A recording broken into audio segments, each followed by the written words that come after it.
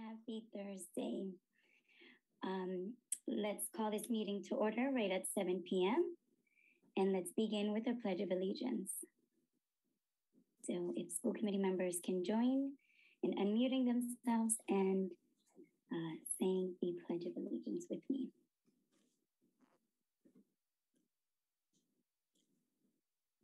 I pledge of allegiance to the flag of the United States of America and to the republic for which it stands, one nation, under God, indivisible, with liberty and justice for all. Great. Remember to mute yourselves again.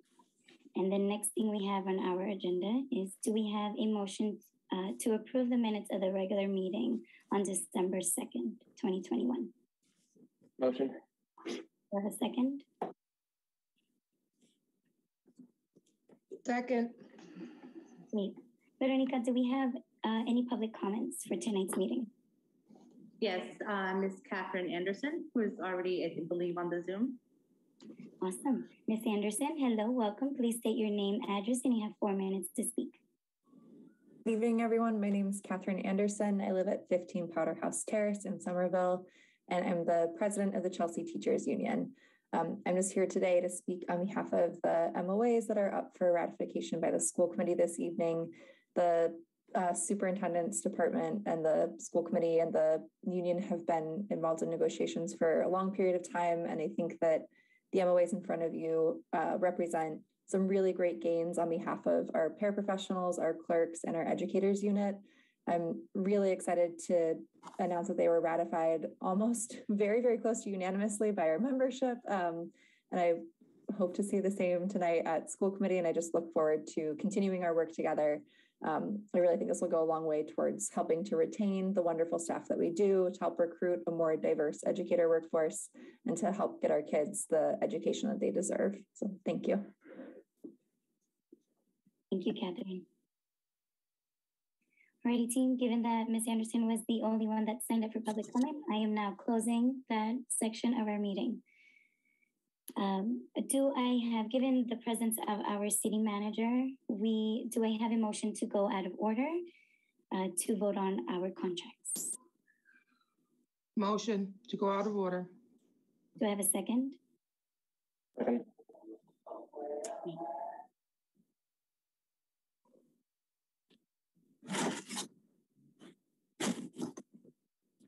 Alrighty. Sorry, give me 1 second while I pull up new business. Alrighty. Oh, actually, Christina, I'm sorry, do you need to share a few details beforehand, or Almi? Sure, I can take a presentation.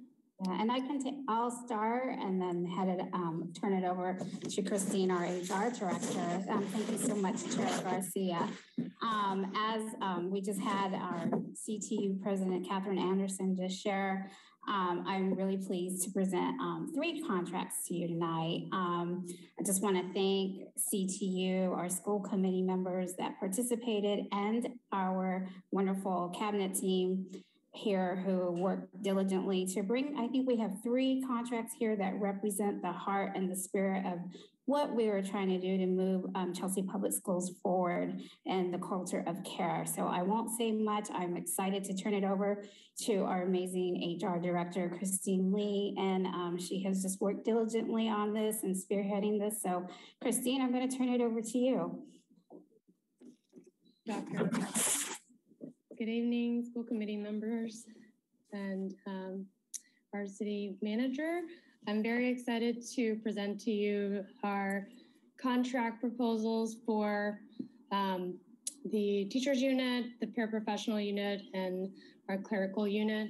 And so I just have a few highlights that I will present my screen and share with you all.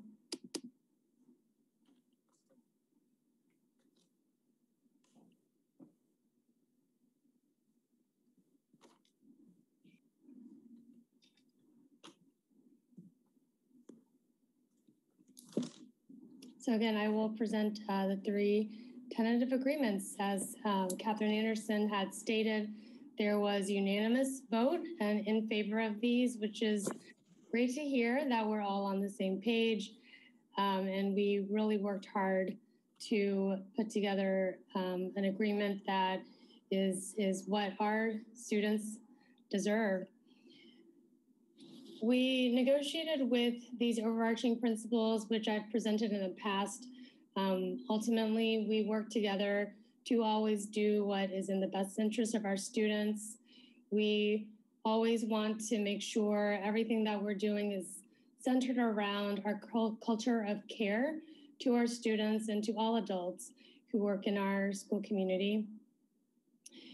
And we also know that it's a challenging time in our workforce. There are many positions that we were working hard to fill, and our goal is to retain our amazing staff and make sure that we're doing everything that we can to incentivize this. And lastly, we always have a responsibility and a goal to make sure our salaries are increasing, making sure that we're being fiscally responsible with the budget that we have, but also making sure that our salaries reflect our commitment to our staff and school community. So the first contract that I will present to you is the teacher contract. We had a representative team from the teachers union that you can see here, made up of various teachers from our ELC to our middle schools to our high school. And on the management side, we had a team consisting of Dr. Beta, myself, Principal Jackie Maloney at the ELC, and Jerry McHugh, the former budget director, who also is serving as our educational consultant. And we were represented by our counsel, Rebecca Bryant.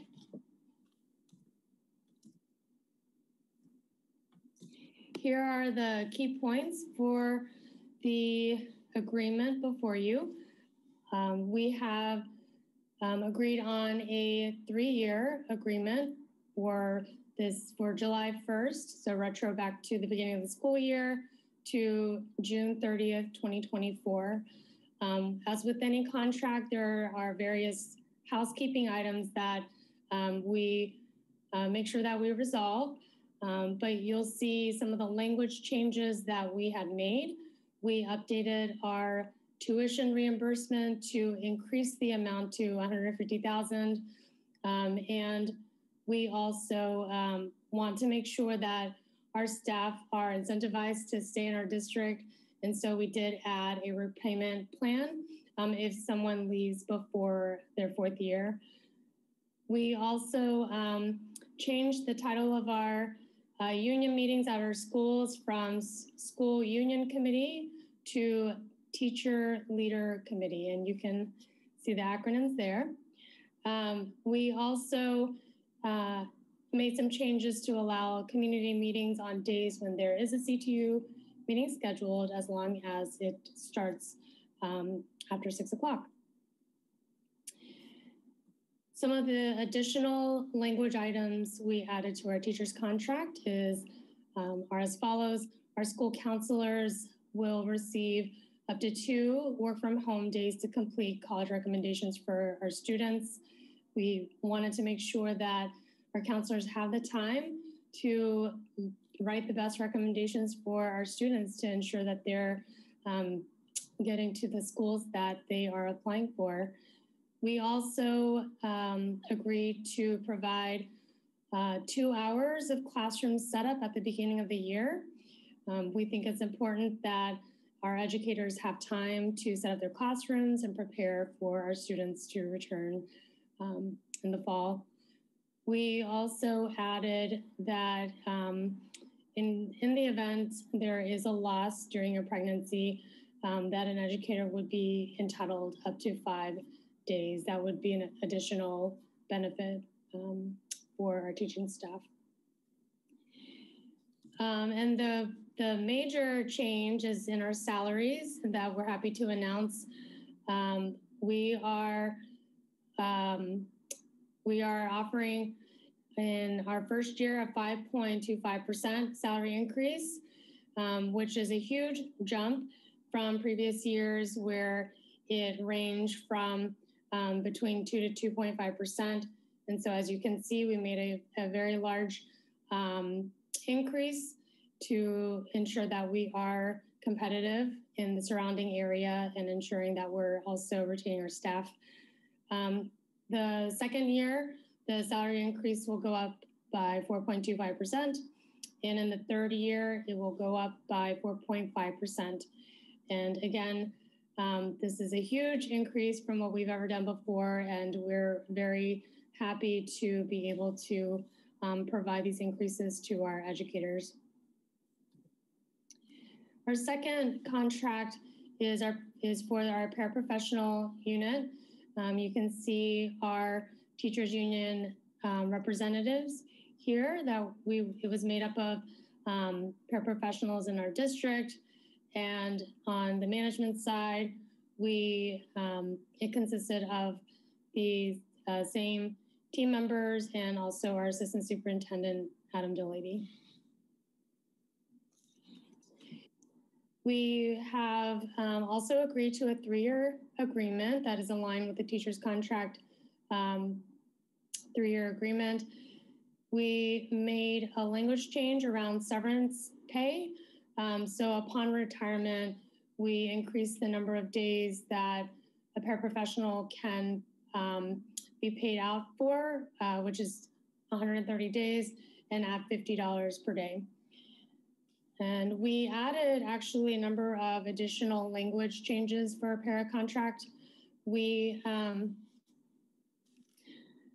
developed an interpreter pay program that we will be studying and looking in what we can do for our staff who are bilingual and interpreting meetings that we know are providing a very important service to our students.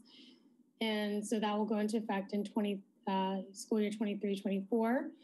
We also added paraprofessional lead positions at several of our schools, and that has a stipend of $100 a month. We also added additional amounts for our para substitute teachers. If they are subbing for a classroom and they miss a prep, we added language to allow them to receive additional pay. We also wanted to recognize our paraprofessionals who have been in the district for many years. And so we increased the longevity rate to additional $250 per year. And we also wanted to make sure that we provide some time if a para would like to prep with their teacher, the principal is allowed to provide that option for our paras. And again, similar family loss language in our para contract. In terms of salaries, we did a combination of things to get our paraprofessionals salaries at a higher rate and also competitive around our surrounding districts. And so you'll see some of the dollar rate changes and the percentage increases we have provided here. So I won't read out all of it, but I do want to highlight again, we traditionally have about a 2.5% increase every year. But as you can see, we have gone above and beyond, and we were able to provide in first year between 5.5 to 6.2% increase. The second year, a 3.25% increase, and then in the third year, between 5.2, 5.8% increase. I'm sorry, 3.5% increase. And we also added a step 4 and eliminated the years of service to get to that step 4 and 5. For a clerical contract, we did not make any language changes, but we wanted to honor our clerks and make sure that they are compensated at similar rates and adjust their salaries accordingly and put them on the same schedule as our teachers and our paraprofessionals. And so we made some amendments and extended the agreement. So the going back to this year, they were adding an additional 2%, so a total of 4% increase. And then in year 2, an additional 1%, which is a total of 3% increase.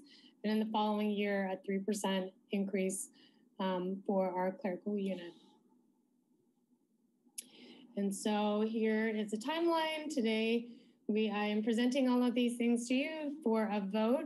And our city manager is also here to also vote on these contracts.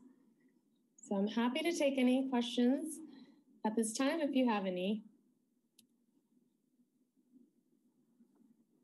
Madam Chair, can I hop in real quick? Yeah, so before I kind of make comments or anything, I just wanted to disclose, so there have been, just wanted to raise that I currently work for the Boston Teachers Union, and I sought guidance from the State Ethics Commission on whether that was a conflict of interest after some folks suggested that it might be. Apologies, my eyes are being plowed out by the baby. So the State Ethics Commission has, the guidance that they have given me is that I don't have a conflict, but that there could be an appearance of a conflict. So therefore, I've been asked to disclose that I am employed by the Boston Teachers Union as an organizer. The Boston Teachers Union is affiliated with the American Federation of Teachers, which the Chelsea Teachers Union is also affiliated with, but they're completely separate financial and legal entities. And my compensation is not tied to either the State Federation nor the Chelsea Teachers Union. The one other thing I need to mention is that during in December, I participated in a rally that was planned by the CTU to advocate for the schools that our students deserve. Part of this rally was focused on some of the demands that were brought up in bargaining. I spoke at this rally to show support for our educators and the work that they've been doing during COVID. And I referenced hoping that we would reach an agreement, but very much did not speak to any of the demands and anything that was discussed during contract negotiations. And therefore, I believe that I can be impartial in this negotiation and vote. Thank you.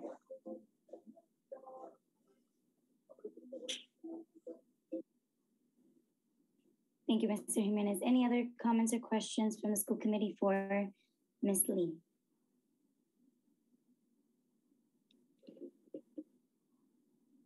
Alrighty. I do have a comment. Go ahead, Mr. Jimenez. Yeah, I just wanted to say, this is a really, really strong contract. I am very, very happy with the way that this turned out. This is really going to allow us to retain staff that have been here for many years. It's going to make it more attractive for potential new hires to come to Chelsea. And we're in a time where we already have an existing educator shortage even before this pandemic, and it's only getting worse. So this is really, really going to set us up for success in the coming years, I think. It's a win-win for the district and for CTU. So I just want to say thank you to everybody who made this happen, because it's huge and people are really excited. And yeah, I'm just really, really glad that this worked out for the better for everyone. Awesome. Thank you, Mr. Jimenez. Tim, before going further, I just want to thank the team that made this happen, right? And without all of the hours that each of you put into making these contracts possible, we wouldn't be where we are now.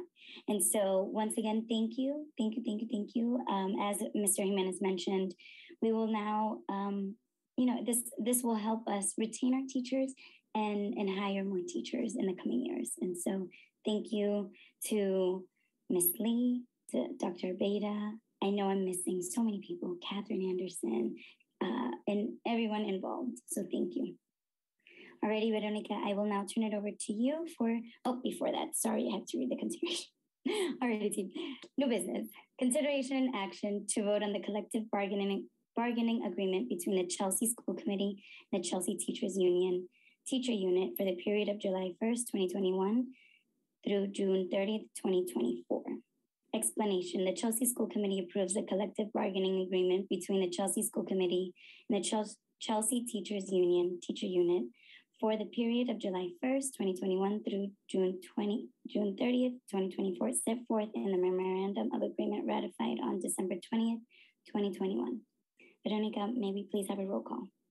Consideration and action to vote on the collective bargaining agreement between the Chelsea School Committee and the Chelsea Teachers Union Teacher Unit for the period of July 1st, 2021 through June 30th, 2024.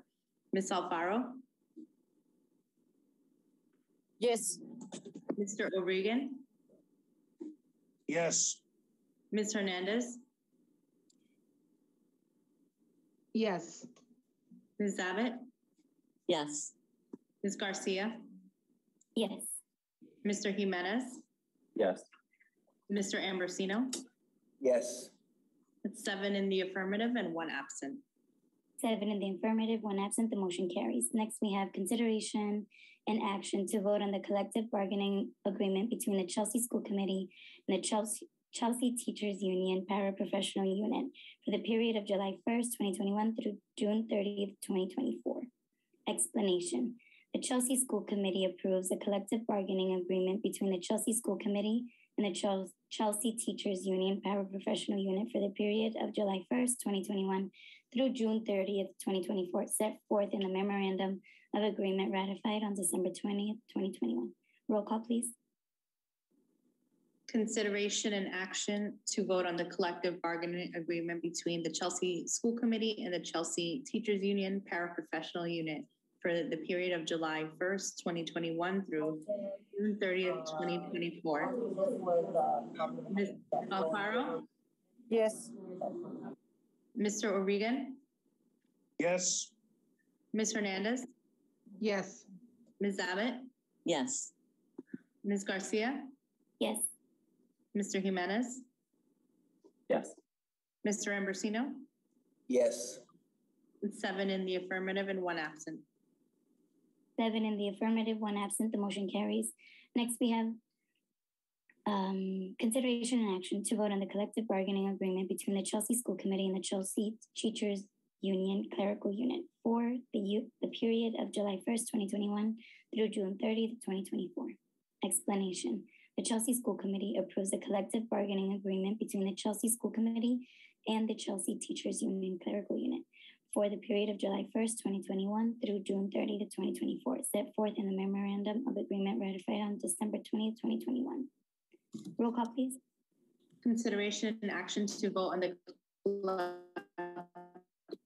agreement between the Chelsea School Committee and the Chelsea Teachers Union for the period of July 21 through June 30th, 2024. Ms. Alfaro? Yes. Mr. O'Regan? Yes. Ms. Hernandez? Yes. Ms. Abbott? Yes. Ms. Garcia? Yes. Mr. Jimenez? Yes. Mr. Ambrosino? Yes. That's 7 in the affirmative and 1 absent. 7 in the affirmative, 1 absent, the motion carries. Thank you, Mr. Ambrosino, for joining us. And thank you, Ms. Lee, for all of the work that you've put into the PowerPoint and explaining all of this wonderful information to us. Thank you. Bye. Alrighty, do I have a motion to go back into order? So moved. Second. Great. Alrighty. Team, next up we have 2 presentations. One is on reopening schools in 2022. Second one is communication strategy. I will now turn it over to our superintendent, Dr. Obeda.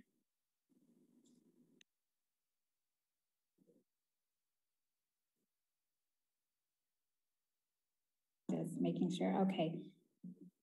Can you hear me now? Oh, okay. So we do have 2 presentations for tonight. Our first one is reopening schools in 2022. And we thought it was important to update you on our reopening in January, since it's been an opening like no other after break in light of the COVID surge. So we just wanted to provide an update and how we're doing. And I'm going to turn it over to our Assistant Superintendent, Mr. Adam Delaney, otherwise known as PhD MD, COVID MD, Mr. Delaney. So I'm going to turn it over to Adam. Thank you, Dr. Obeda. Yes, I'm certainly not a doctor, but I do play one at work.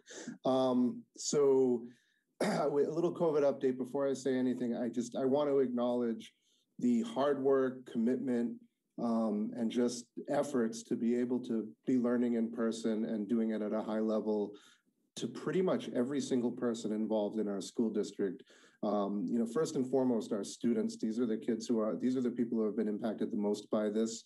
And I'm just really so proud of all the work that the students have done to be able to deal with, obviously not an optimal situation, but our kids are hard at work every day. They're masking up, they're getting vaccinated, they're sanitizing, they're doing everything we're asking them to do. So we're so proud of them. We're proud of our teachers. Our teachers are putting up with a lot of inconvenience and interruptions to their instruction and still being able to make education happen. Our nurses and our health staff who are just working beyond belief, our administrators who are spending their days contact tracing everybody. So this has really been a district-wide effort, and we are so proud of all the work that everyone's doing. So with that, we're going to cover a couple of things, just an overview on where we are with COVID-19. It is an ever-changing situation, and we have new guidelines, which I'm going to briefly cover, give people an idea about what our case counts are for students and staff, and a little bit about contact tracing.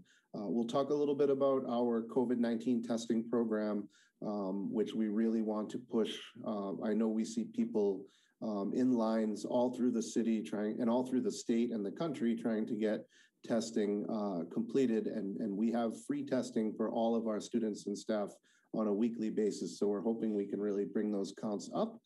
And we'll talk a little bit about vaccinations as well. And then we'll have some time for questions and comments if you have any. So overall, we all have heard that the DESE mask mandate was extended to February 28th. I just want to be clear, this is at a local decision. We have decided to put a mask mandate in for the entire school year. So we will continue to require masks on campus. And the only way to remove that would be at a vote at school committee. And I don't believe at this point we have any intention of doing so. So that extension of the mask mandate, while it does apply to us, it doesn't really change anything. As of December 30th, during our school vacation, new guidance has come out from DESE and DPH. And there are lots of little changes, but the big ones have to do with the isolation time. And I want to be clear, isolation refers to positive individuals, and quarantine refers to close contacts. So those quarantine times and isolation times were essentially minimized from 10 days to 5 days. So positive individuals after a 5-day isolation can return on day 6. However, they must be asymptomatic, which means they don't have any symptoms. And they need to be masked for an additional 5 days. That is on campus. However, the recommendations from CDC also ask that people remain masked for those 5 days throughout their day, not just at school or work. There has been some confusion around the requirements for retesting prior to coming back. I want to be clear, there is no requirement to retest, and it's actually not recommended. So if someone's positive, they do their isolation period, and then they can return on day 6 if they are asymptomatic. They do not need to retest. And as a matter of fact, most people who are positive are going to test positive when they retest up to 90 days. So there is no sense in requiring retesting, although some places are requiring that. But the DESE and DPH guidance is not requiring and not recommending retesting.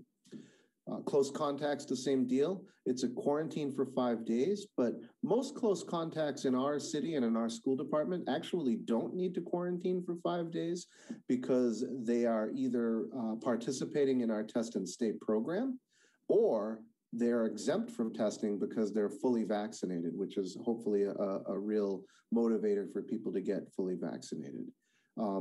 I did put the link for the detailed protocols if anyone wants to look them up. And obviously you're looking, for those watching on TV, you can really try to take a picture of this, or you can just Google DESE COVID protocols and it'll take you to the link.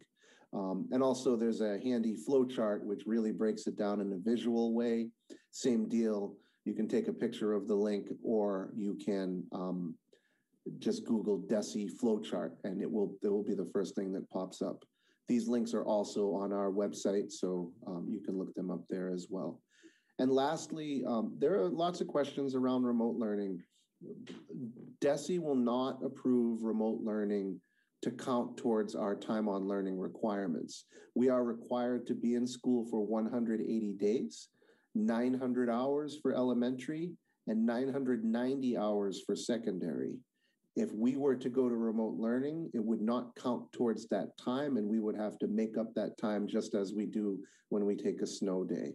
So we are doing our very best to remain in person so that we, and then that is the best way to learn anyway. So moving forward, this is just a visual.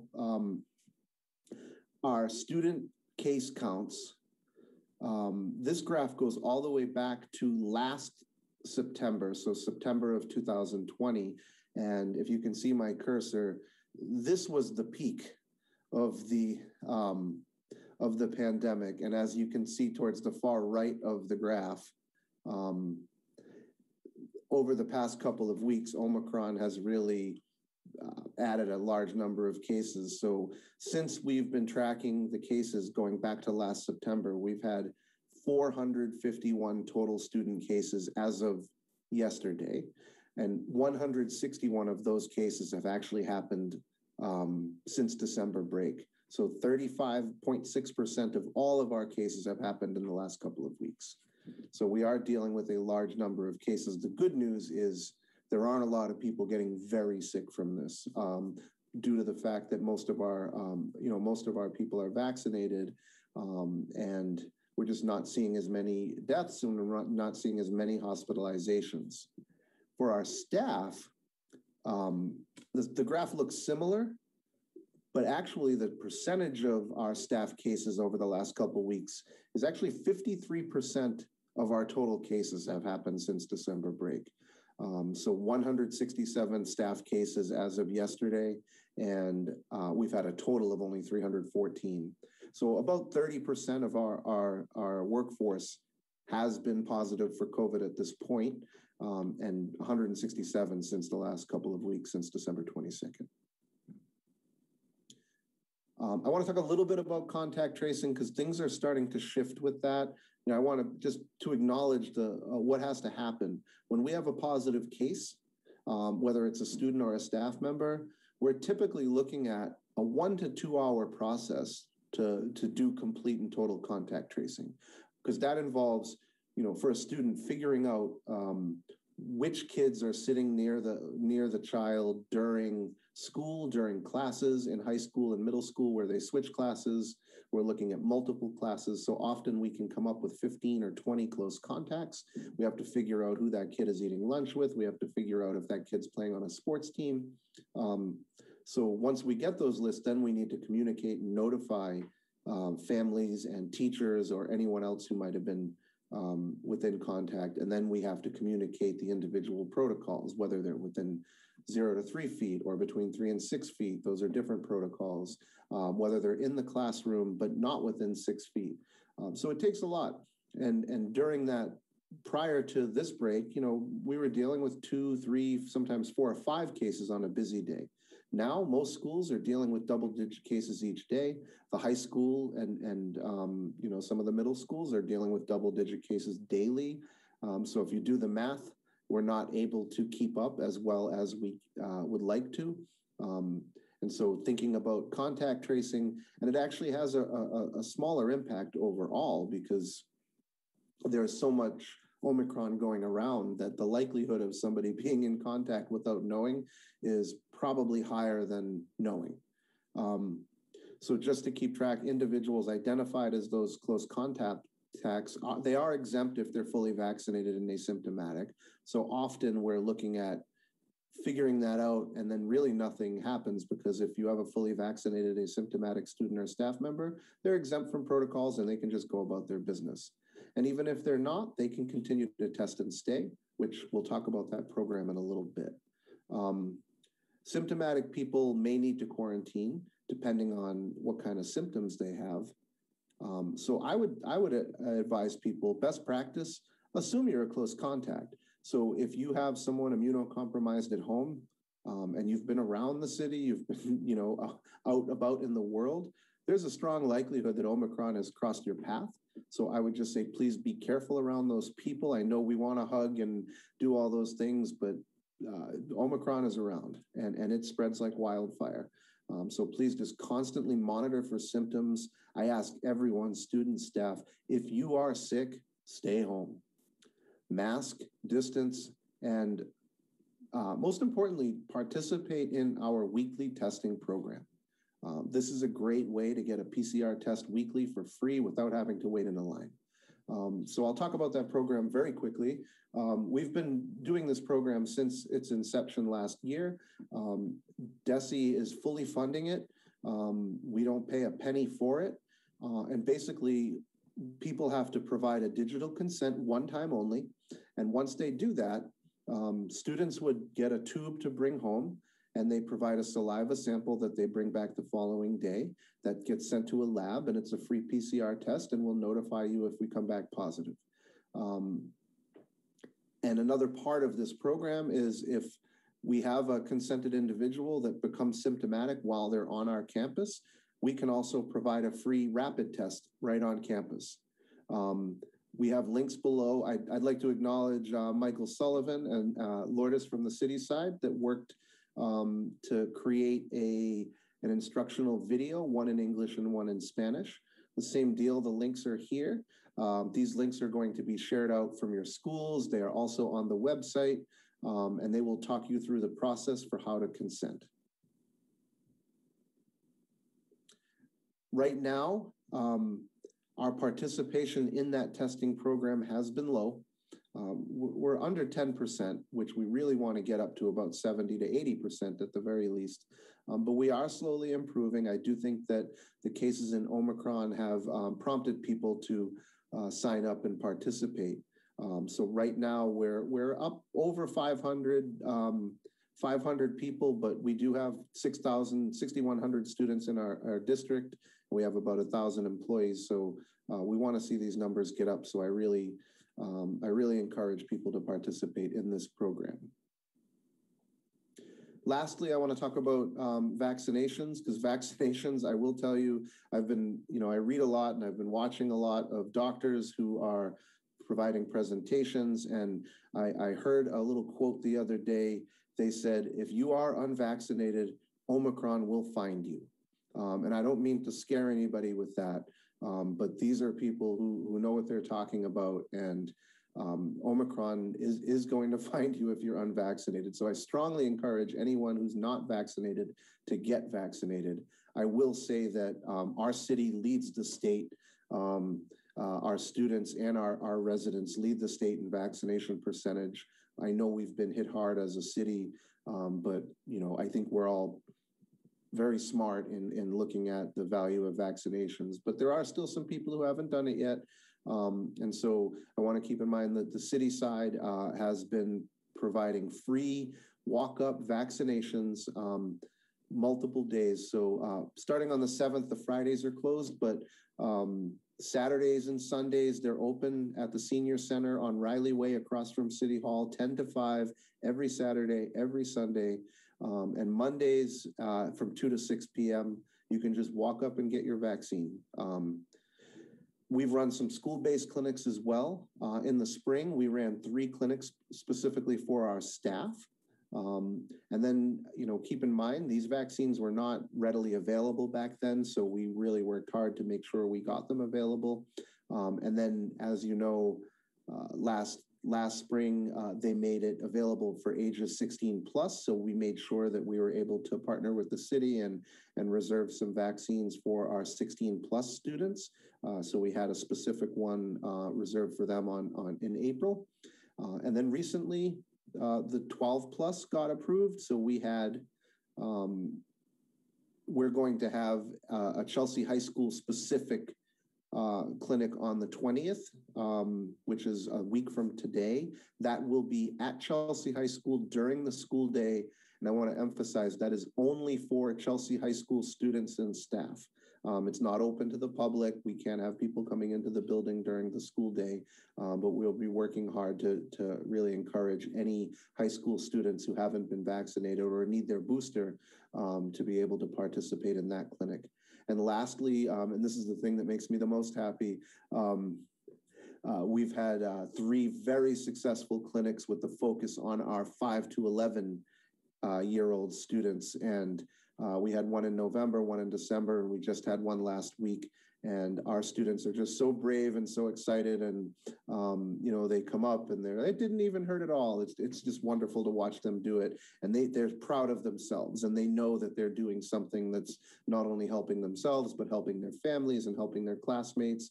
And you can see the looks on their face when they do it. It's been the highlight of my school year, watching these young ones get vaccinated and being so proud of themselves. So right now, as of today or yesterday, actually it doesn't take into account the 10th, but our 5 to 11s are at 37%, which is right around the middle of the state. And we have 18% fully vaccinated. Our 12 to 15 year olds, 95% plus. They don't give you any higher than 95. 95% of our 12 to 15 year olds have been vaccinated. That leads the state. And our 16 to 19 year olds, also 95%. And that's their first dose. They're at 91% fully vaccinated. So we still have some kids who need their second dose, but we are leading the state for our 12 to 15s and our 16 to 19. And lastly, I just want to point out as another push to get people to get vaccinated, Omicron's hospitalization rate for the unvaccinated is 11 times higher than for the vaccinated. That's a typo down there. So you're 11 times more likely to end up in the hospital if you get Omicron, if you are not vaccinated. So I highly, highly encourage it for your own safety. And with that, I will turn it over to anyone who may have any questions.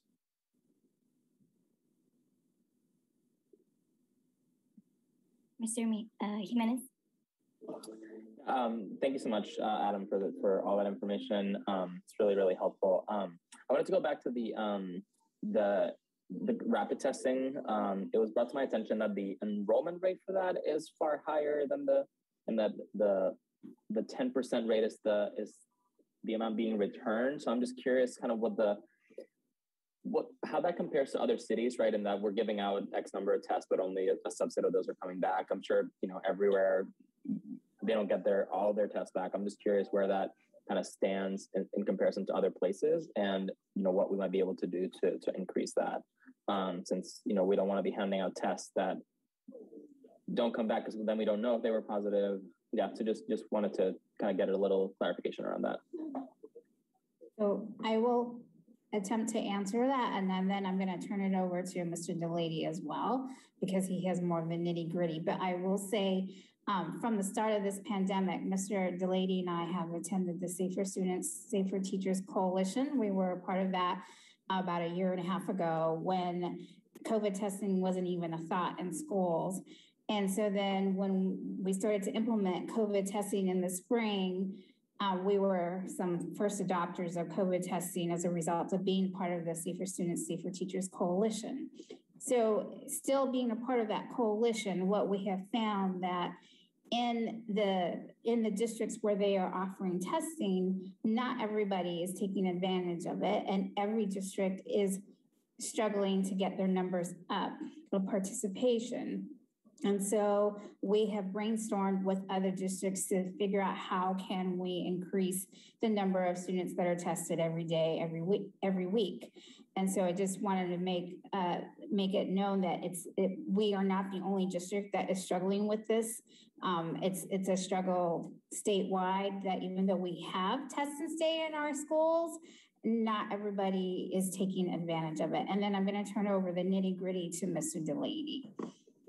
Yeah, thank you, Dr. Beta. So, Mr. Jimenez, the multiple parts of the testing program, there is the weekly pooled testing or safety checks that go home, but then there's also the symptomatic testing and the test and stay. So the consents are actually a lot higher than the weekly testing participation, which I think is the root of your question. So what ends up happening is, when we call home and say, oh, your child's a close contact, he's too young to be vaccinated, so he's either going to need to, well, it used to be 10 days, he's going to need to quarantine for 10 days or now 5 days, or if you fill out this digital consent, he can just come to the nurse office and take the rapid test and be able to come to school every day. Most parents are like, okay, I'll take option 2. I'll fill out that digital consent. So our digital consent is high. And then what happens is based on that, we get our lists of everyone who's consented, and then we send home tubes for them to provide that saliva sample. So we do have, our parents are not averse to filling out that digital consent. As a matter of fact, it's pretty close to 100% when it comes to the phone calls that we make. I don't think I can only think of 1 or 2 parents who said, no, I don't want to do that. My kid can just quarantine. So it's very rare. But as far as the actual participation in the weekly pooled testing, which I really want to get high, yeah, Dr. Abed is correct. Other districts are struggling with it. Some have shifted away from it. And, we're one of the few doing saliva. Many districts are doing swab testing, and they're having a heck of a time dealing with it. Many districts have shifted away from doing everybody to just doing random samples because they couldn't keep up. Because that actually means that, if you have 300 kids who are doing swab testing, that means the nurse has to observe 300 swabs, and that would take up the majority of the day to be able to get that done. So districts are realizing they don't have the capacity to do it. So now what they're doing is doing random sampling. So, we met with our union today to try to brainstorm some ways to incentivize students and families to continue to participate in the pool testing. We have a current admin task force that we're continuing to look at ways to incentivize, and we're about to form mini task forces at each school to really focus on that same topic. Got it. Thank you. Thank you, Mr. Jimenez and Mr. Delady, for answering. For answering that question. Team, any other questions? I had a quick question. Sure, go ahead. Okay, so for the thing they're gonna start in school for Chelsea high school students, are they only doing the 2 doses, or they're also doing the boosters? That's a great question. So they are doing boosters and they are doing first dose, second dose, but it depends on if you're qualifying for the booster. So you'll be receiving a link likely tomorrow, and there's a pre-registration, and it's going to ask you questions like, did you get a dose? And if so, when? So they'll be able to calculate if you qualify for a booster or not. So depending upon which, well, you had the Pfizer, I would imagine, if you've already been vaccinated. So based on the Pfizer, I want to say I think it's 6 months, but I'm not 100% sure on that. But if it was 6 months ago, then you would qualify for the booster, and then you can get the booster at Chelsea High on the 20th. And what we'll do is we'll just, we'll call down students based on their pre-registration, and we'll go from there. Does that answer your question? Yes, thank you. Make sure you get word out, Cece. Great question, Cece. Alrighty, team, it looks like we are all set with this presentation. Thank you so much, Dr. Beta and team, for presenting that.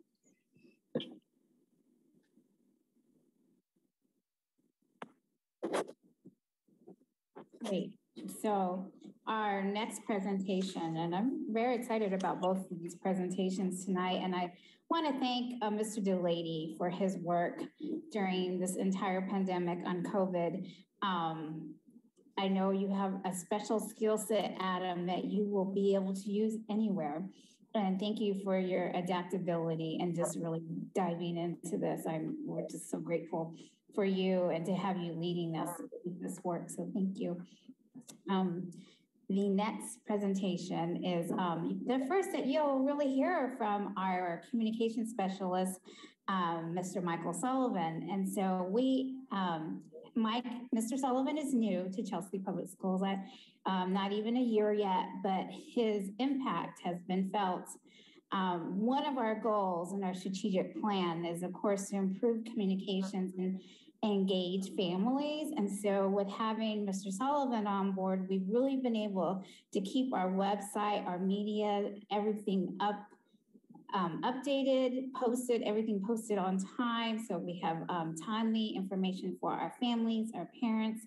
We get texts out to our families, and we are just so fortunate to have Mr. Sullivan with us. And so I am going to have him share the work that he's done so far and some next steps that he has, and just real excited to share this next presentation with you.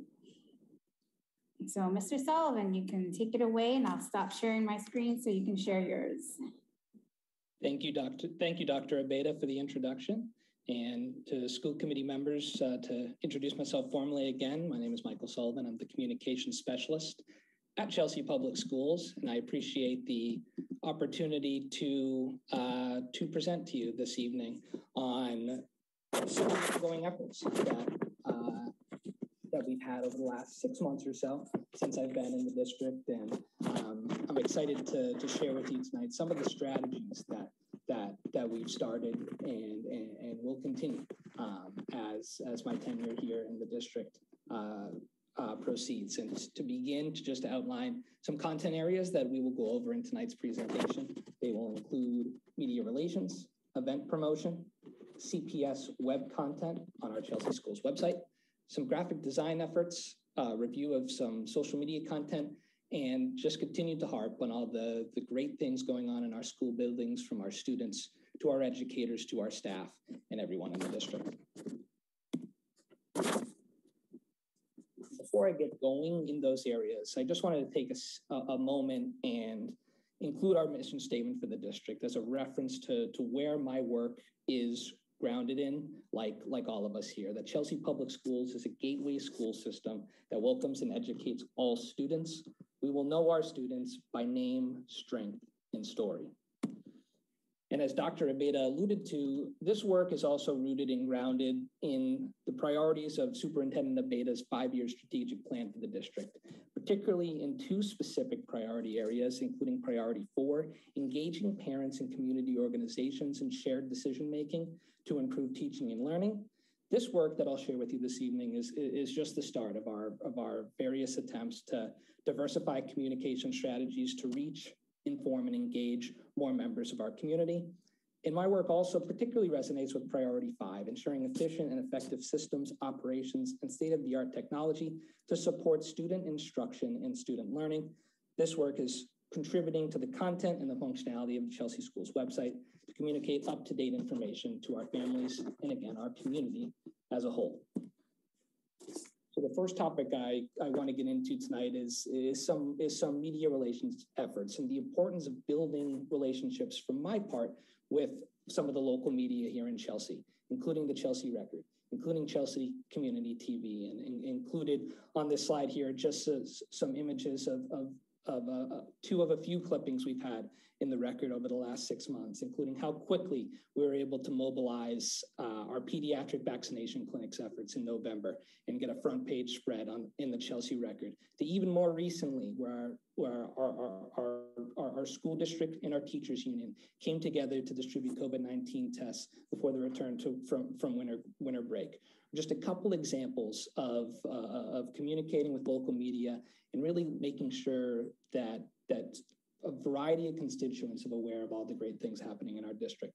And the other thing I wanted to mention here is the screenshot you'll see on the left is a program that's been running on Chelsea Community TV that highlights our Chelsea Virtual Learning Academy as an informational program for residents to learn more about our newest virtual public school. And there are always ongoing efforts to connect with local TV, local radio, and other media outlets to profile our school district.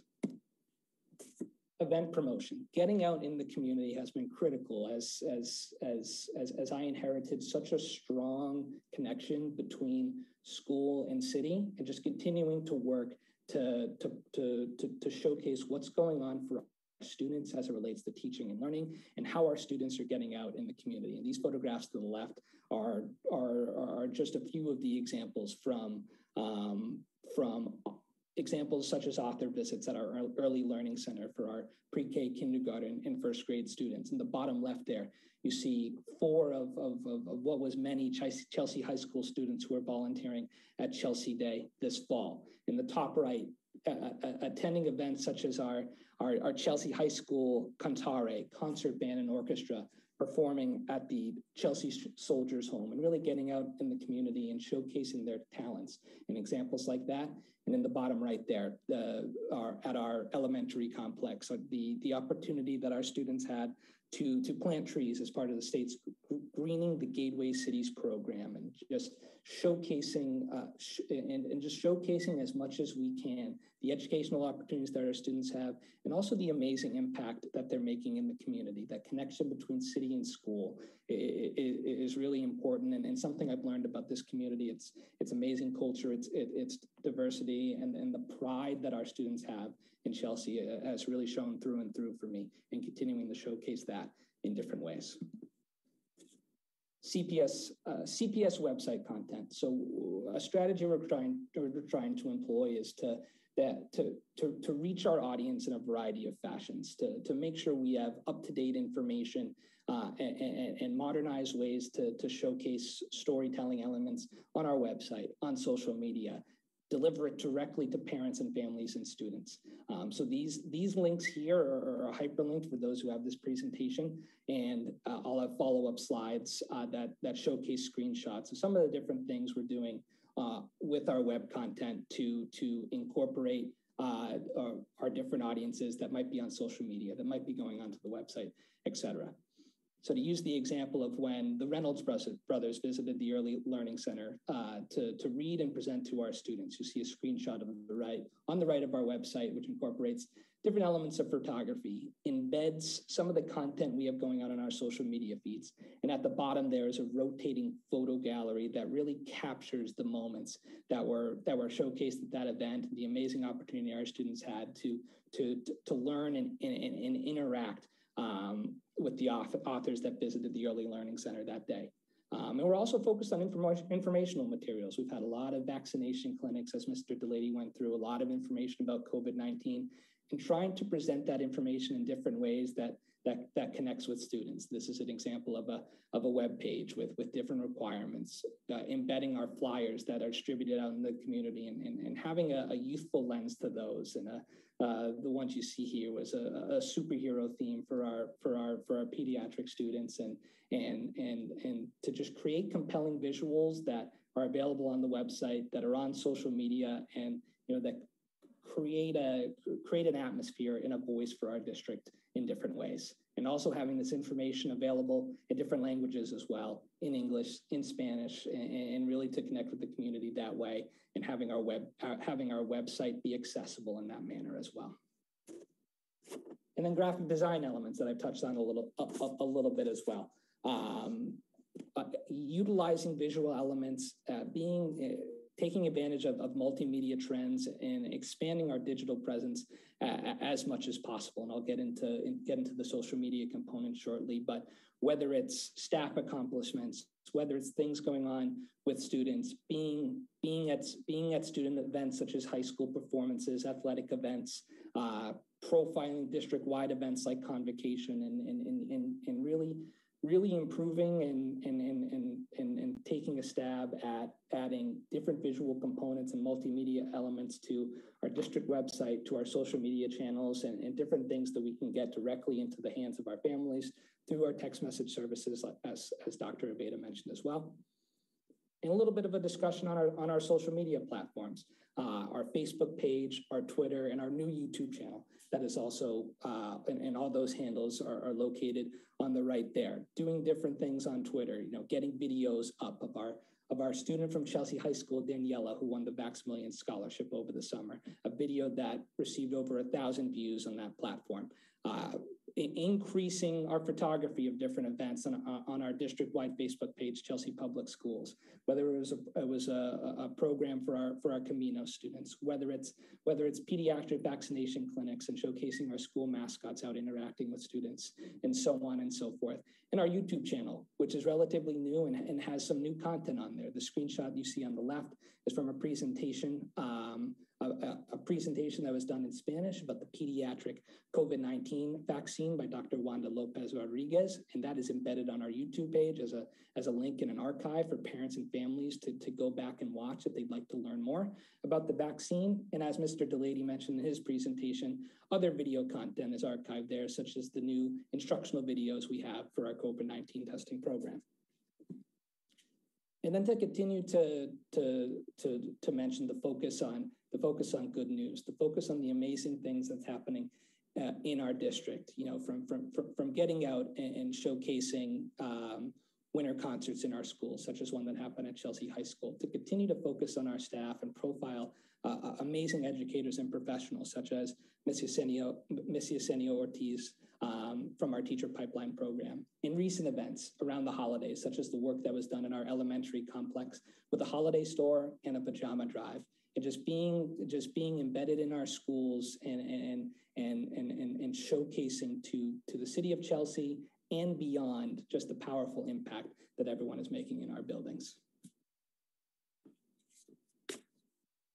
And lastly, I just like to say that this is certainly just the start, and it's certainly not just me doing this work.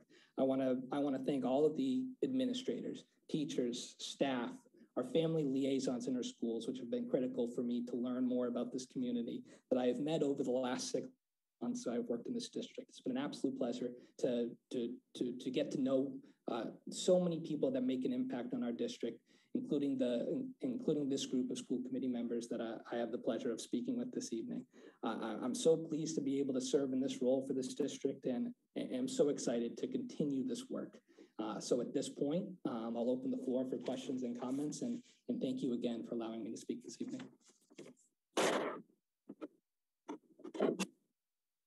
Mr. Sullivan, thank you for everything that you do. I mean, you exemplify and you show our community and beyond, as you mentioned, what our city is about, what our students are about. And so I just, from the bottom of my heart, thank you for everything that you do.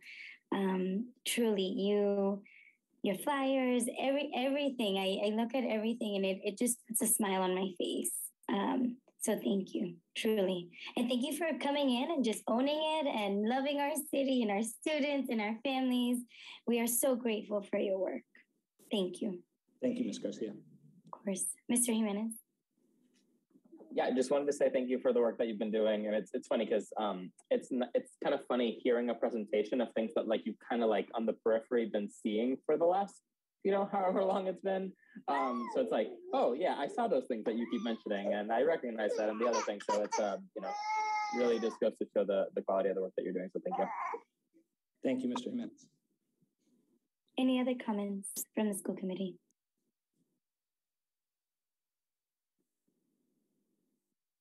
Awesome. Well, once again, Mr. Sullivan, thank you so much for all that you do. Your work does not go unseen. Oh, Cece, sorry. I see your hand. Go ahead. Hi. Sorry. I just wanted to say that as a student, as a teenager, I really liked all the designs that all the flyers and stuff have. So really good and nice. Thank you, Cece. Thank you so much. Awesome, Cece. Thank you. Alrighty, Dr. Beda, we are ready to go into our reports or your reports.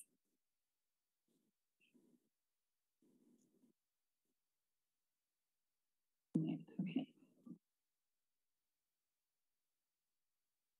Can you hear me? I always have this problem. Okay. Thank you again, Mr. Sullivan. I'm just so grateful for your work. Indicators of success.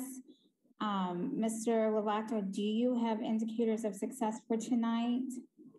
Yes, Dr. Beta, we have the update for the the daily attendance and just the mobility. Okay, so I'll go ahead and do you want to share your screen? Yes, ma'am. Okay.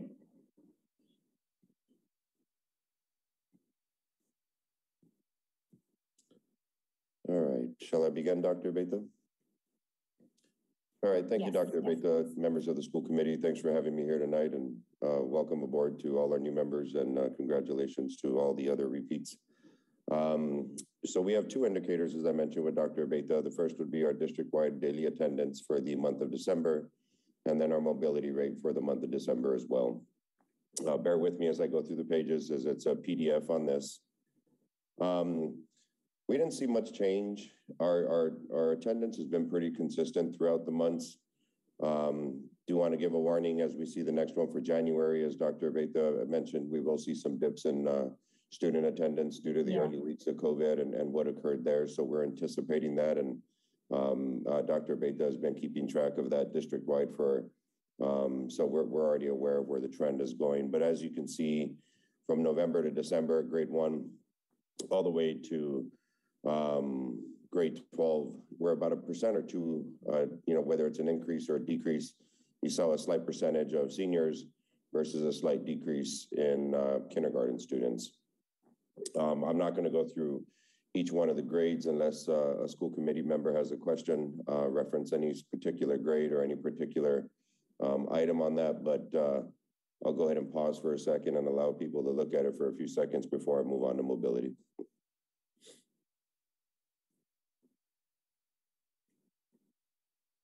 All right. In regards to mobility, mobility has also been consistent in the district. As you can see there, the ELC, our numbers are the same. We took in less kids in the month of December by about 5 kids, but as you can see, our trends, we're in and out. It's nothing one way or another. We kind of go up and down, nothing significant, but we continue to pay attention. In the month of December, we had only 10 kids added versus 25 the month before with the elementaries. And then you could see the high school as well. We went from 27 in, 31 up, which is also consistent too. When you look at a high school population, it's pretty similar what happens in the month of December and January for mobility. Other than that, those are the only changes that occurred. And my report is pretty quick tonight, Dr. Beta. That's all I have, these two areas. So I stand for questions, Dr. Beta, or if anybody has anything else.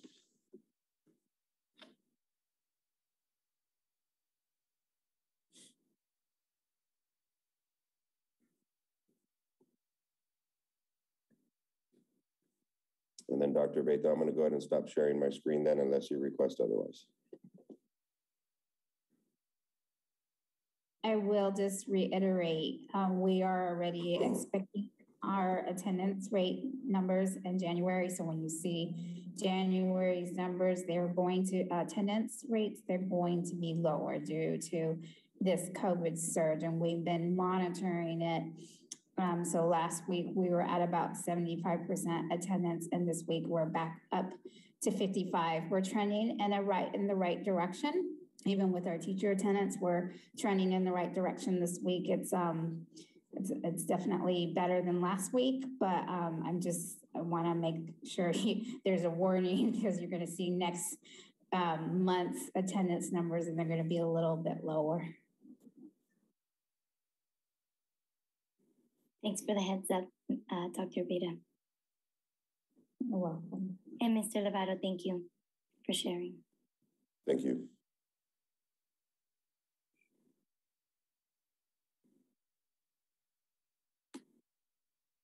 We're still at superintendent's report. We already did a COVID update, and then we have our student representative update.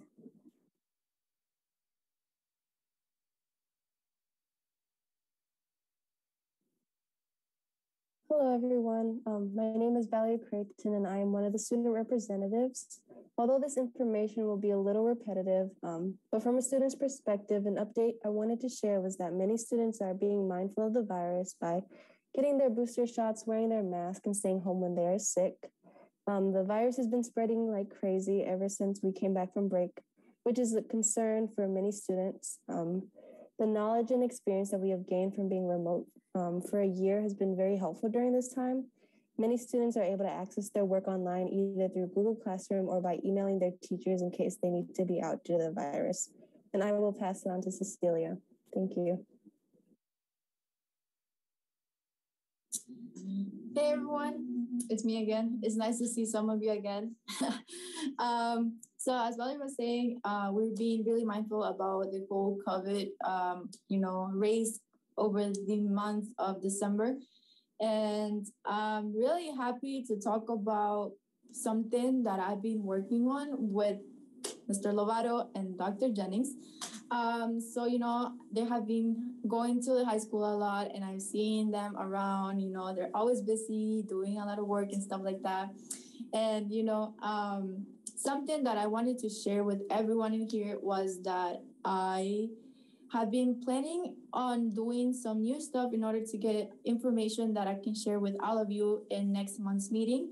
And something that I've been working on lately is that I created a Google survey that all the students from Chelsea Public Schools can access to. And it's a survey that it will, it will get information that Valerie and I might not be aware of. Because as I was explaining to Dr. Jennings and Mr. Lovato, all the students' experiences are different. My experience are different from the other students. So it's really important as well that I get information that I might not be aware of or Valerie might not be aware of. And as in right now, I have created already a QR code and I have the flyer that will be going out soon to the high school.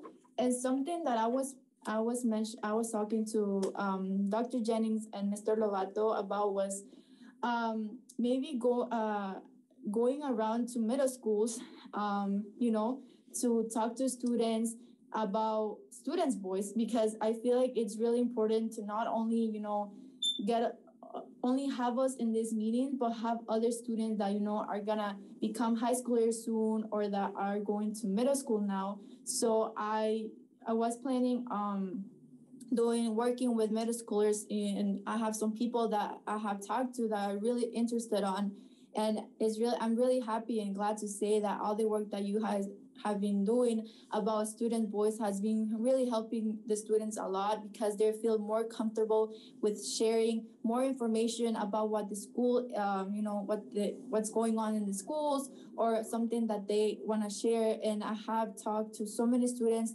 that are really excited about, getting included into all of this so they're able to share their voices. So, Chelsea becomes a better place for everyone. So that's something I'm really working on and I really want to start doing, that is going to the middle schools and talking to students. And now, today, I got a group of students that will also love to come with me so we are able to share our new survey so we can get all the information we like. And I don't know if Valerie has something else to share, but that's all on my part.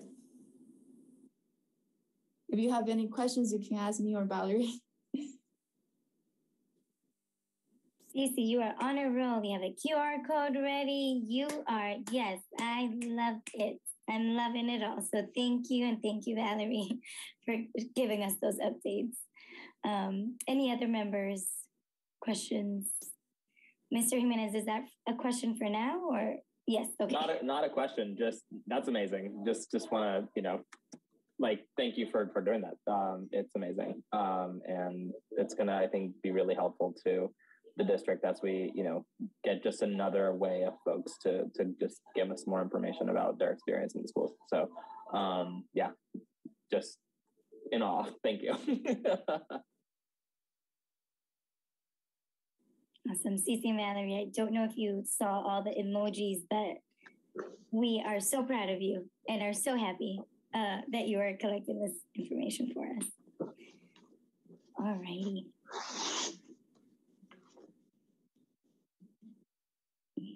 Awesome. Okay, so we are now at our personnel and enrollment reports. So let me get those up.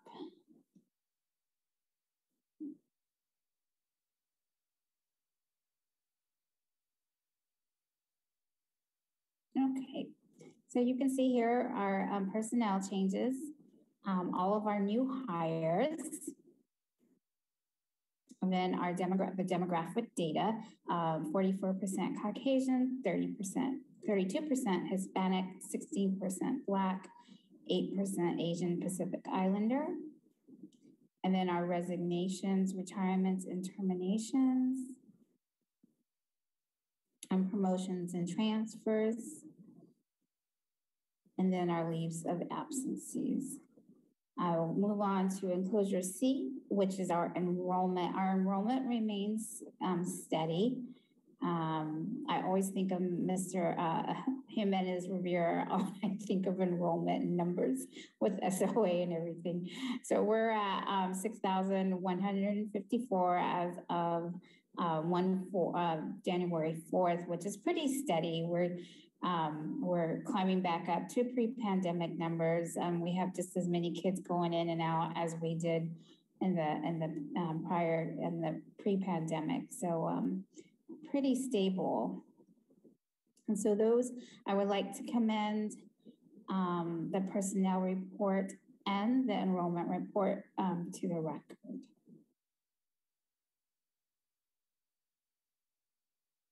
Thank you, Dr. Beta. Any questions or comments from the school committee before moving on? Great. Okay, oops, I need to get back to the agenda.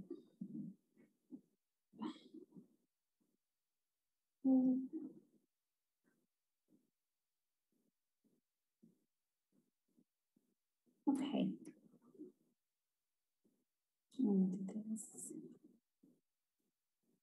Awesome. Thank you so much, Dr. Beta. I know you probably have a million things going on at once. You're welcome. I'm getting good at this.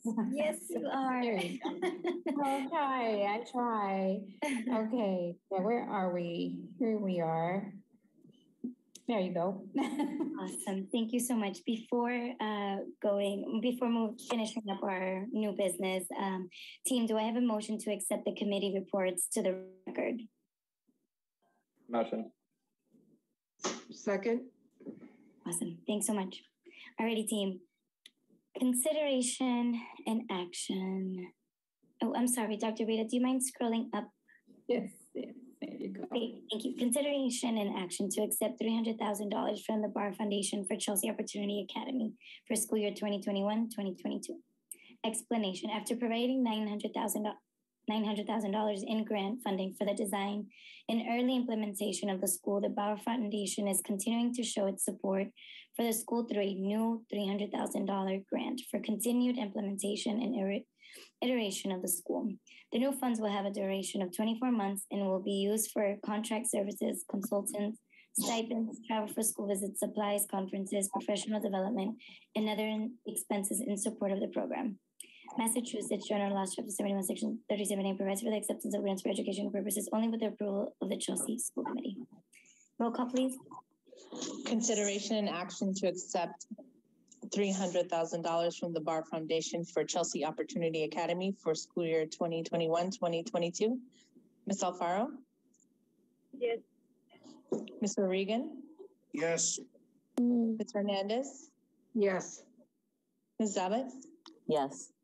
Ms. Garcia? Yes. Mr. Jimenez? Yes. 6 in the affirmative and 1 absent. 6 in the affirmative, 1 absent. The motion carries. Next, we have consideration and action to accept a gift of 505 Webster dictionaries for 3rd grade elementary school students from the Saugus Everett Elks Club with an estimated value of $2,520. Explanation. The Saugus Everett Elks Club has generously offered to give Chelsea Public Schools 505 Webster dictionaries for distribution to 3rd grade elementary students. This gift has an estimated value of $2,520. Massachusetts General Laws, Chapter 71, Section 37A provides for the acceptance of gifts only with the approval of the Chelsea School Committee. Roll call, please. Consideration and action to accept a gift of 505 Webster dictionaries for 3rd grade elementary school students from the Saugus Everett Elks Club with the estimated value of $2,520. Ms. Alfaro? Yes. Mr. O'Regan? Yes. Ms. Hernandez? Yes. Ms. Zabit? Yes. Ms. Garcia, Yes. Mr. Jimenez. Yes. That's 6 in the affirmative and 1 absent.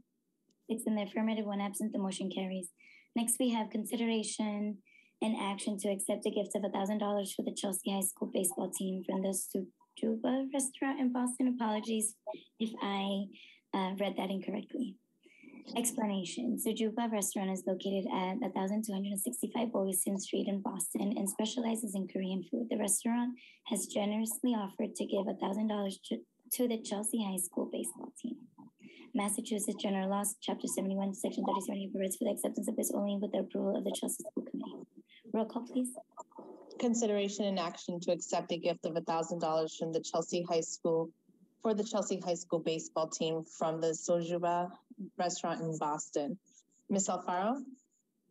Yes. Mr. O'Regan? Yes. Ms. Hernandez? Yes. Ms. Sabat? Yes. Ms. Garcia? Yes. Mr. Jimenez? Yes. 6 in the affirmative and 1 absent.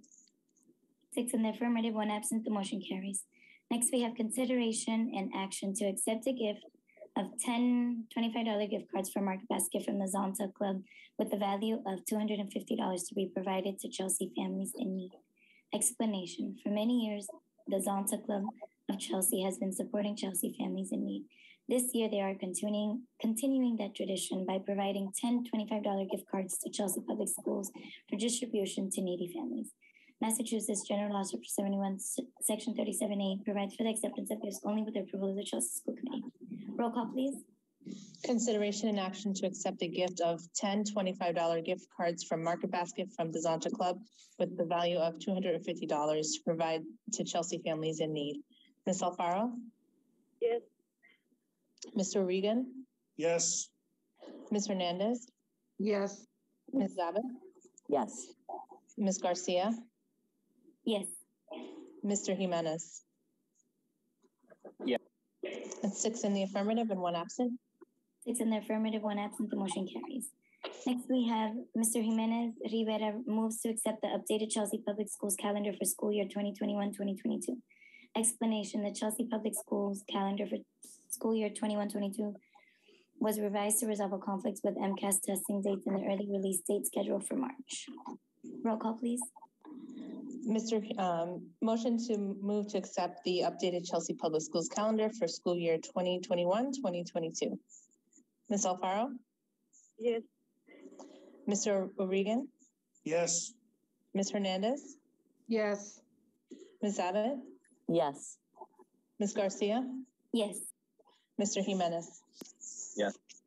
6 in the affirmative and 1 absent. 6 in the affirmative, 1 absent, motion carries. Next, we have the discussion about continuing with virtual school committee meetings or in-person meetings.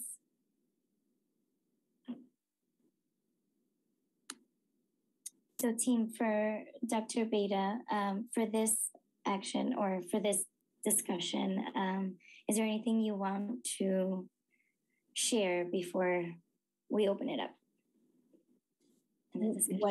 What I can share is, I know in the past we've sent out doodle polls, so you can have a discussion here, and then we're happy to send the doodle poll to get everyone's on the record too.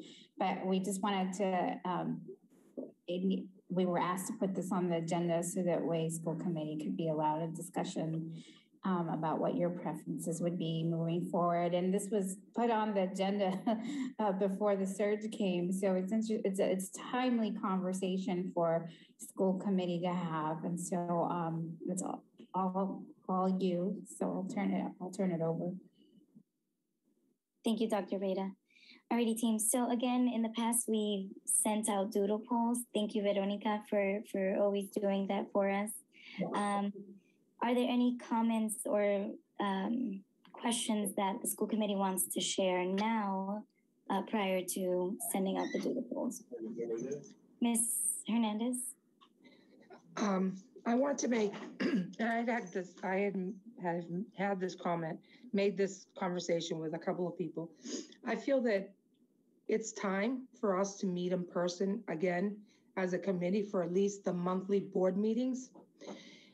my personal feeling, I think the committee meetings, subcommittee meetings, we could continue to have remotely. Those meetings are usually not as long, and I don't feel we need to be in person.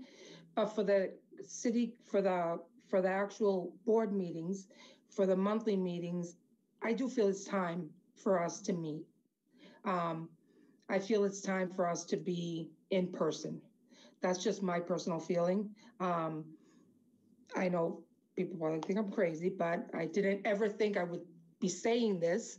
I thought I would be like, no, I want to stay here forever. But no, I really think I miss seeing everyone. I miss being in person. I think just like it's different for kids to go to school in person, I think it's different for us to meet as a team in person.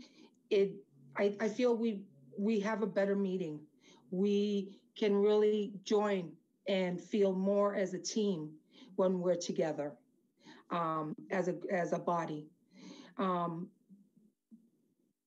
that's my personal feeling. And that's it. Thank you for sharing, Ms. Hernandez. Any other members?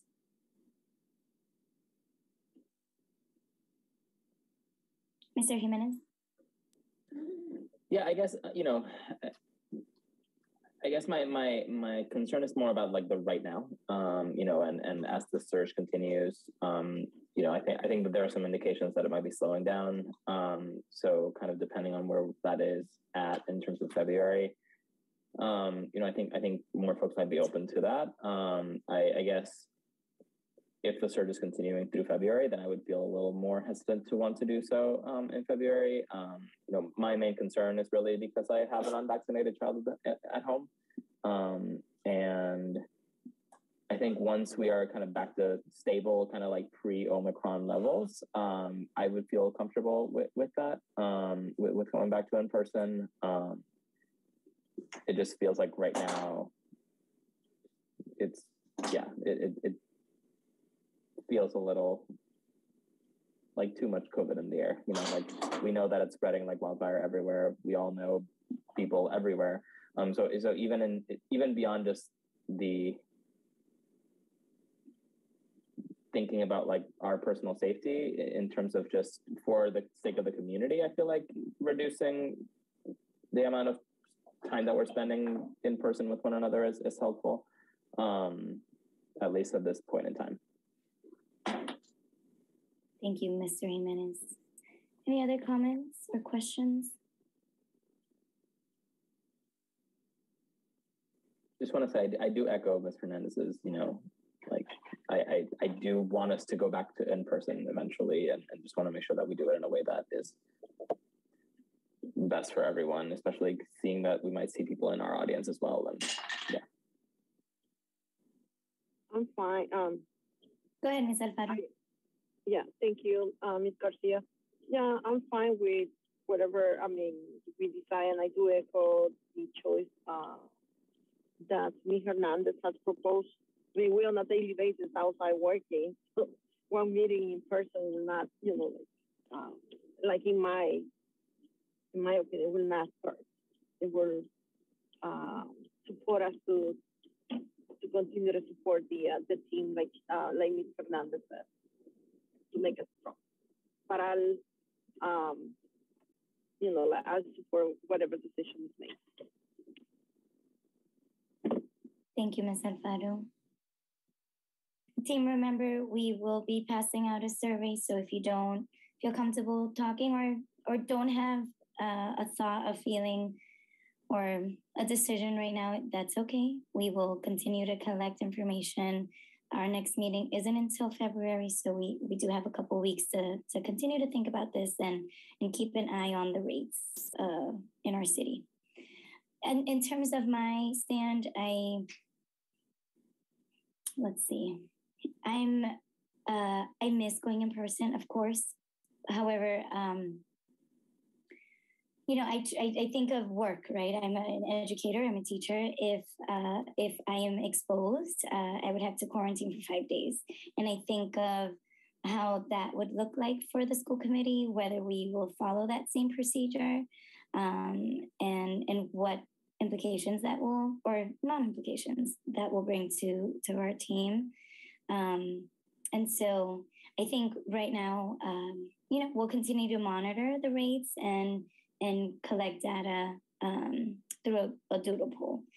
And of course, I will, I'm here for you all. I'm here for this team. And so if the majority feels ready and feels safe enough to come back, then I'll be back with you. If the majority feels they are not ready, and then we will continue to host Zoom meetings. And so I am fine with either. Alrighty, great. There was another agenda item, but I don't have it in front of me. Sorry, Dr. Rita, thank you. We're almost done, team. 2 hours already. We are pushing right through. Alrighty, team. The next one is a discussion about possible communication to DESE regarding remote learning options.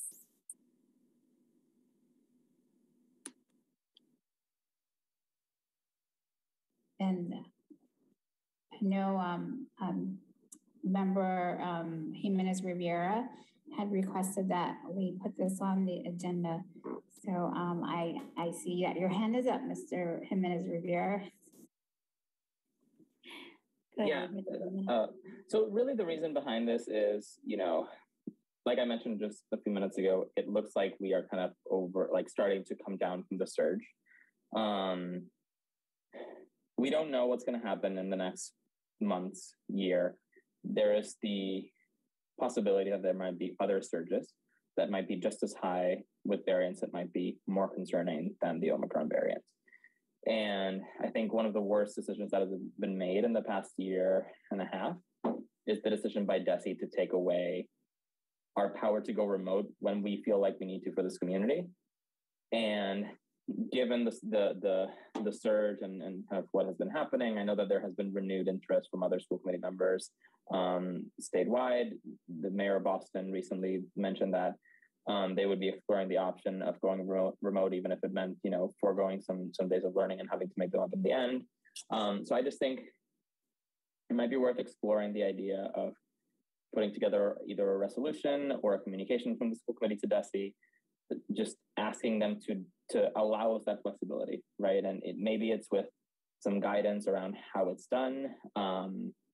I don't know, but I ultimately believe that we need to be able to make decisions locally about our schools, and right now we don't have that ability. And I think pushing DESE to give us that flexibility back, even if we don't use it ever, I would hope that we never use it. But if it comes to a point where we need to, right now we can't. And I think what we've seen from DESE is that they have been reactive and not proactive. And I think one of the best things that we did in this entire pandemic was to be one of the first districts to shut down when this pandemic first started, and really assess what was happening before we actually made any decisions. And if the current rules had been in place back then, we would not have been able to do so. So yeah, I think it would be really good for us to either a resolution or a communication about this. Thank you, Mr. Jimenez.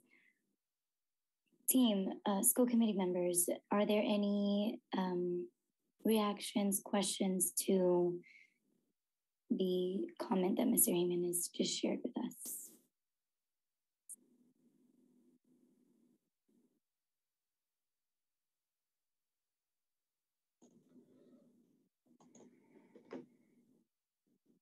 Ms. Hernandez?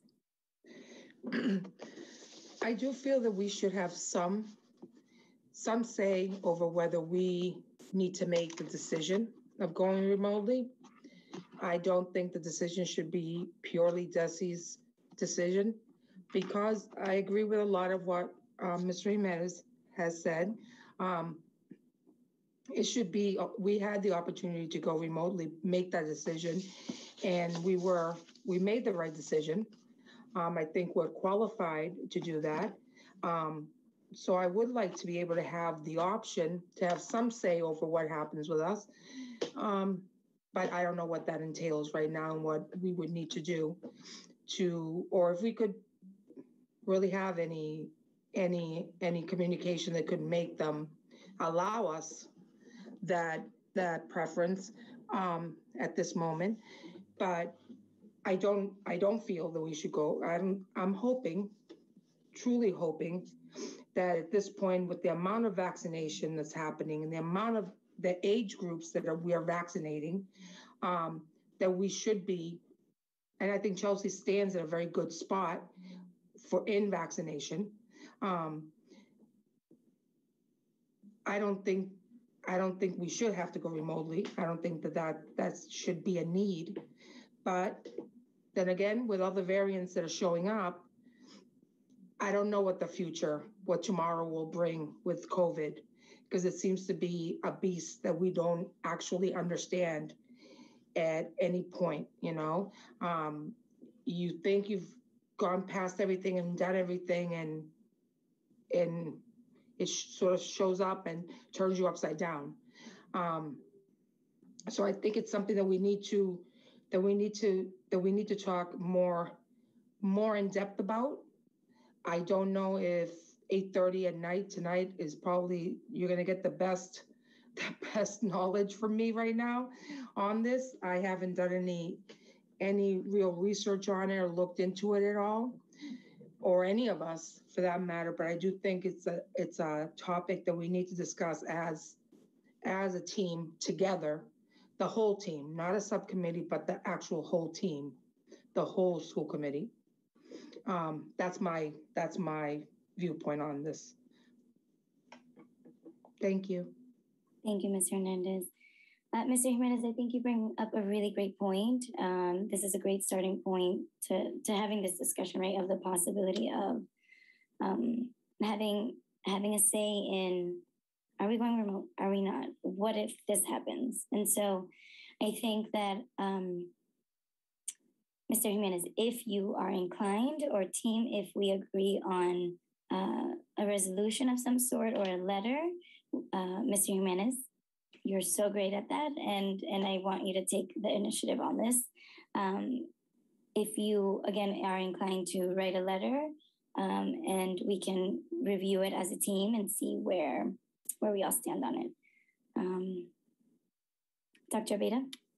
I'd be happy to. And sorry, I'm just changing a diaper over here, but I'm happy to drop something and bring it to the full meeting. Yeah, I was going to say, if I may propose, because I know it is late. If you could, maybe what I would propose is maybe Mr. Jimenez Rivera write a letter or a resolution, and then you guys can bring it to the next school committee to review and go from there, is what I would suggest. That's a great idea. I agree, Dr. Abeda. Awesome. Alrighty, Mr. Jimenez, I know you're on daddy duty, so thank you. We look forward to reading that resolution. Alrighty, team. With that, before closing, are there any announcements or comments from the school committee that you would like to share at this time?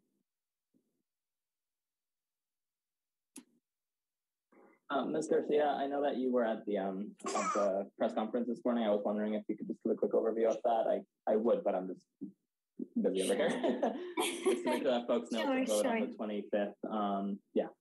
Yeah, thank you for reminding me. So team, earlier today at 11 a.m., we had a press conference where city councilors, school committee members, civic leaders got together in solidarity against the construction of the Northeast Metro Tech School.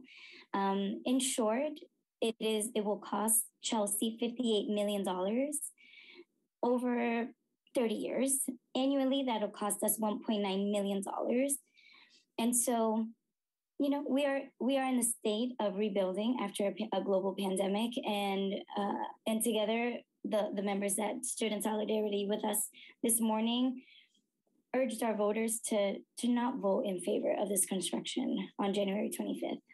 This is also a reminder to the public, January 25th from 11 to 6 p.m., the vote will take place in the City Hall on the 3rd floor. And so if you have any questions, feel free to reach out. I'm more than happy to continue this conversation. So thank you. Thank you in advance. Thank you, Mr. Jimenez, for reminding me. Alrighty, team. Do I have a motion to adjourn this? Oh, Ms. Quick question. Yes. If you're not able to vote on the 25th, are they allowing you to vote at a different time for that day, or do you know? That's a great question. I don't believe so, but I can find out and get back to you. Thank you. I know I actually absentee ballots offered for this election. Yeah, because I'm actually going to be out of town, out of the state on that date, and I really do want to vote. I wanted to be there today, but I was not able to be there. So I wanted to be able to vote, but I won't be able to if it's on the 25th. Okay. Okay. Thank you, Ms. Hernandez. I'll find out for you and get back to you. Thank you. Awesome, of course. And I motion to adjourn. Awesome. I'm not rushing or anything. Don't. All right, that's okay. It's been a long day, team. Thank you so much for hanging in there. For the new members, welcome again. And to everyone, have a wonderful evening. Thank you for joining us. For those watching at home and for those here during this meeting. Meeting adjourned. Oh, actually, do I have a second? Do I have a second to adjourn this meeting? Roberto is not seconding. It's not seconding this motion.